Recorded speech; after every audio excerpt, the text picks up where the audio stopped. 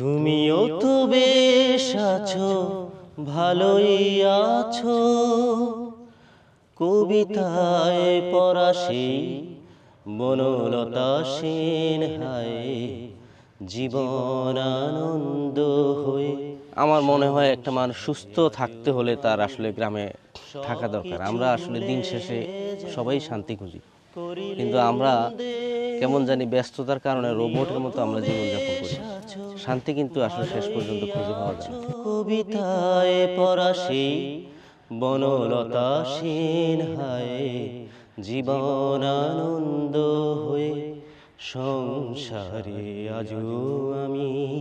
প্রত্যেকটা মানুষেরই একটা পর্যায়ে যদি আসলে সে শান্তি এবং সুস্বাস্থ্য, প্রকৃতি এগুলা টানে হলেও তার গ্রামে এসে থাকা উচিত বলে আমি মনে করি।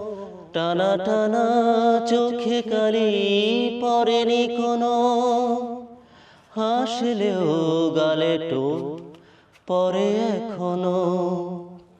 কি জাদু জানো তা বিধাতা জানে, কবিতায় পড়া সেই বনলতা সেন হায়, জীবন আনন্দ হয়ে সংসারে আজও আমি।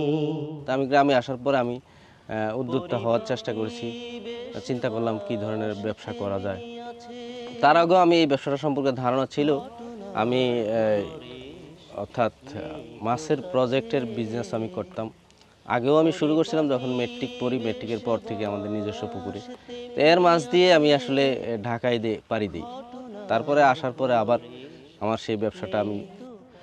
এভাবে সবাই কি থাকতে পারে, কবিতায় পড়া সেই বনলতা সেন হায়, জীবন আনন্দ হয়ে সংসারে আজও আমি।